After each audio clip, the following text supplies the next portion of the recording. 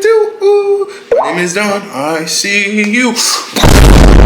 Welcome back to the channel, man. Welcome back to Donnyland. Today, we're gonna be reacting to the greatest year of all time. The greatest year of all time. It's like, I don't know if that's my greatest year of all time, but the video is called Gen Z Strange Obsession with 2016.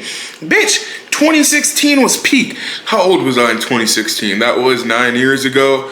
I was 11. I was 11. Come home from school, hop on the game with the boys, peak Fortnite.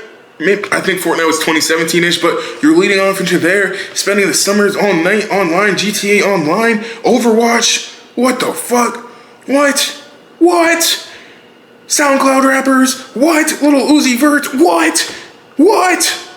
Let's watch it, man. That has their cock down everybody's esophagus. Everybody glazes this shit to no ends meet. No matter how good a year can be, it will never be better than 2016. Like, I get Facts! 2016 was fire. It was really a good year. But this generation and millennials are just so obsessed with this shit. Like, y'all act like no other year has been good besides that year. Well, I was 10 during that time, so I might not understand the full implication. I'm older than you. I've been wondering for a minute, why is everybody so obsessed with 2016? Besides the fact that sports, music, and media all peaked during this year. And the main reason that I found, damn, Stranger Things, bro, like, life was good.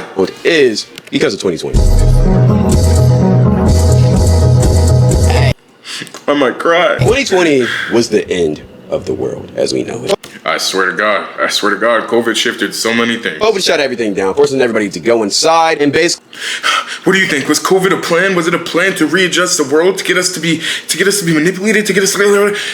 That's another story for another day. Live life through their phones and laptops. And because of this 6-month-long event of quarantining and not going outside, society hasn't been the same since. Majority of society went from being very outgoing and social to all wanting to be nonchalant, popular, lonely. We went from hanging out with the boys and going to parties on Fridays and Saturdays to staying inside playing Fortnite and GTA. And we went from actually talking and interacting with women in real life to only being able to talk to them through messages or FaceTime. Not to mention, if we wanted any physical intimacy, anyone would have to use our hands. Which turned everybody into gooners for about 6 months. Don't lie. We all went through that phase. Yes, I said we. Stop lying to yourself. And while it's been 5 years since these events happened and we have progressed a lot throughout society, a lot of the consequences from that year still remain. One of them being the significant rise of social media. Before 2020, social media and content creators were still very popular. Ever since that year, this shit has exploded beyond belief. The popular thing to do nowadays isn't to be a rapper or actor, it's to be a content creator. Kids are dead growing up wanting to be this. People would rather stay inside and smoke and chill than go outside and drink with the boys. Whether you like it or not, 2020 turned all of us into introverts. And even if you didn't make that complete transition, you're at least a little bit more there than you would have if not for the pandemic. But let's get straight to the point. How does this relate to 2016? Well, when you think about what 2016 was to its core, it's literally everything that 2020 wasn't. I think the biggest thing that everybody talks about when they talk about that year is the vibe. The average weekend in 2016, I'm literally on the way to a function whose address I got off Snapchat. I'm in a packed car, blasting EXO Tour Life, screaming that with my location off, knowing that I'm gonna be home way past curfew. I wasn't that old to experience this part. That was back when Instagram was still lit. We had World Star popping off, memes were trending. There was no TikTok, there was no brain rot. People actually could talk to people. There's no like attention disorder. You could literally be having a conversation with somebody and get to know them and not be like checking your phone every 5 seconds. When they're teenagers, I'm gonna be thinking in my head like, losers! Losers! Like, what do you mean you sit at home watching people stream? Go do something! It was just something in the air that year. You couldn't explain. The world just kind of felt like a community. Maybe it was because of all of the challenges, new dances like the dab, the mannequin challenge, hell, the rise of Pokemon Go. Pokemon Go to the polls. Get that nigga off my shit right now. Get that. Whatever it was, life just felt more together back then. There were so many things to be a part of in an era where the internet was still fairly new to being popular. It was like the perfect climax of social media meeting actual real life and joining together to just create a perfect vibe. I think 2016 is such a nostalgia and mixture because that was like the last peak genuine year. Meaning, facts, bro. Everything is so like fabricated and artificial now. that was the last genuine year of vibe. Like how I think of 2016, that's when me, my generation, we were like at the peak of this social media stuff. It was having its rounds, but no one really knew what it was. So no one really knew what it was to be an influencer, or no one really knew what social media was. It was still just throwing stuff at the fan, just going with the vibes. That was like the last year of what we know before everything just turned superficial. And then right after that, my generation, shout out to the 25 and 26-year-olds, I can't pinpoint it, but we crossed over into a different sector in 2017. And if you know, fuck, I wanted to start a YouTube channel back then. And here I am 11 years late. Well, everybody's trying to do it. I would have been a fucking trillionaire. but after 2016, it was just like 2016, 17, 18, 19, 20. And from there, everything just kind of been in limbo. Like I said before, one of the most obvious reasons for our obsession with this year is because everything peaked. Sports, movies, content, music. This year just had everything. The last instances of a full 2016, oh no. 2016, oh no. Length Rihanna and Frank Ocean project. Drake becoming synonymous with one of the most nostalgic summers ever. Kanye with one of the most iconic listening parties we've ever seen. Chance the Rapper before jinxing himself on Ultra Light Beam. Post Malone before converting into a full-time West Virginian. The Weeknd giving us an album that was initially negatively received because all you fake mysterious freaks kept saying trilogy's better. Both are good. Shut up. YouTube had content that wasn't just balloon popping and weird vlogs. Basketball at the collegiate and professional level was peak. Blocked by Jane. You would see a fine woman at Target and just think about her the rest of the day. Now you just scroll on your phone and say damn and move on. We're in a revolving door of situationships. Nothing feels sacred anymore.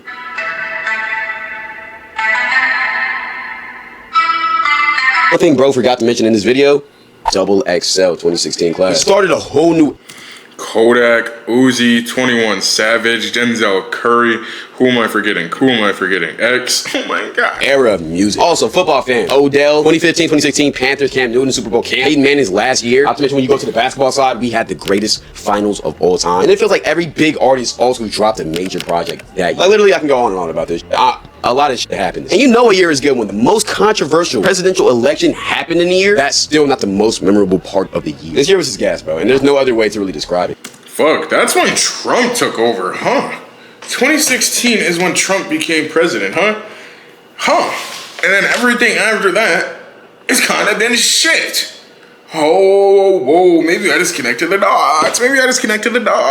So I still feel like the hyperfixation on this specific year is interesting. Because even though 2016 was peak, let's not act like that's the only good year in 2010. A lot of people say 2014 and 2012 were also really good years. Not to mention 2017 was... Me personally, my favorite year is 2009. So another good year right behind. And it's interesting that we all collectively choose 2016 as the year that we glorify. Why? I was 5 before everything went to shit.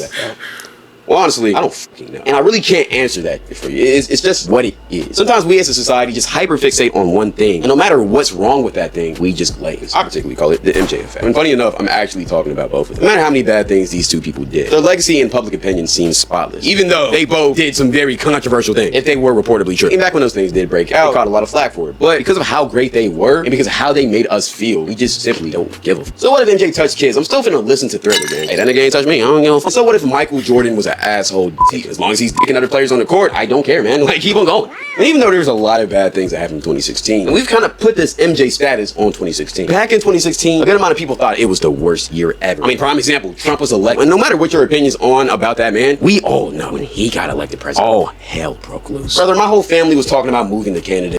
That was Obama's last year. No wonder why it was so good. In Jamaica. All because a man got elected as president. Like, people thought Trump was dead ass finna bring back slavery game. And while again, y'all should know my opinion on Trump. Not really the biggest fan. But at the same time, we were just being overly dramatic. Even though people were going through midlife crises during this time, I guarantee those same people still say that it's a good year because of the MJ effect. Or you can just call it nostalgia. I feel like MJ effect is more than nostalgia. Yeah, we're just gonna do that. But when you match this with the fact that everybody was social during this time, it's no wonder that this year was so iconic. And honestly, if we started using our phones less for just 1 year, we might even get a repeat of 2016. That will never fucking happen because we're all addicted to our phones. I will say that. The people who feel like they peaked in 2016, brother, get a fucking life. I get the year was a good year. At the same time, peaking 9 years ago is sad, gang. That is. Let's not act like there hasn't been any other good year. Like, for instance, 2024 was a very valid year. I even made a video comparing 2024 to 2016, which a lot of y'all hated for whatever reason. So, gang, 2024 was pretty valid. 2024 was good. 2024 last year was a good year.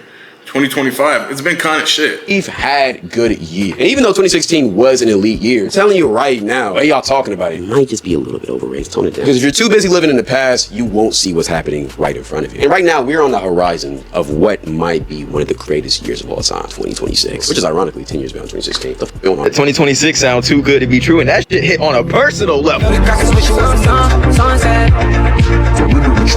Love the way that this shit, is 2026 gonna be peak? Is 2026 gonna be the year of OG Donnie?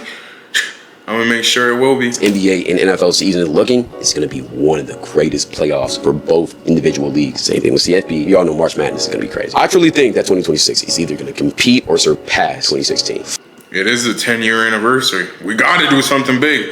We gotta do something big. Fine, but if you're still stuck on the past, you won't be able to enjoy the present. So, guys, let's let 2016 go. It was a great memory. I guarantee half y'all who are glazing it were only like 5 or 6 when it happened. And if you weren't, you were like 10 or 11 or 12, just like...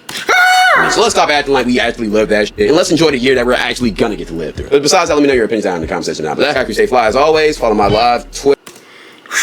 Holy moly. 2016, what a time, 2016, what a time. 9 years ago. Sheesh, next year is the 10-year anniversary of 2016. Fuck, am I getting old? I'm gonna be 21 in 3 days. 21 in 3 days. 10 years ago, I was 11. I was enjoying. Life was easy, nothing to worry about. Fuck, I just wanted the Odell jersey and a pair of Kyries. But life goes on. Life goes on. 2026, it's not about what you did yesterday. It's not about what you did 10 years ago. It's not about what you did 5 days ago. It's about what you do today and tomorrow. Build the future you want. Create the future you want. Be great or be late. Be great or be late. OG Donnie chooses the first option. Let me know, what was your guys' favorite year? What is your favorite year of history? Shit, like I said, mine was like 09, shit, 08, peak WWE, shit like that. Shit like that, just life. Life was simple, life was easy. I was a little kid, I didn't have shit to worry about. But, let me know down below. While you like, comment, subscribe, big trifecta. If you're still here, thank you for tapping in. I appreciate it. I really do. My name is Don. I see you.